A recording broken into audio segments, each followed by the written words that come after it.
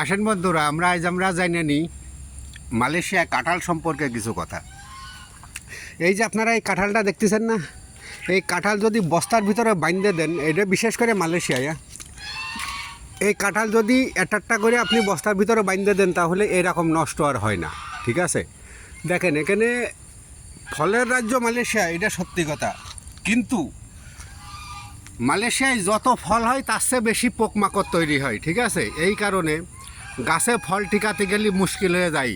ঠিক আছে, দেখেন এই যে এই কাঁঠালটা নষ্ট হয়ে গেছে, এই যে, কারণ এখানে ওই যে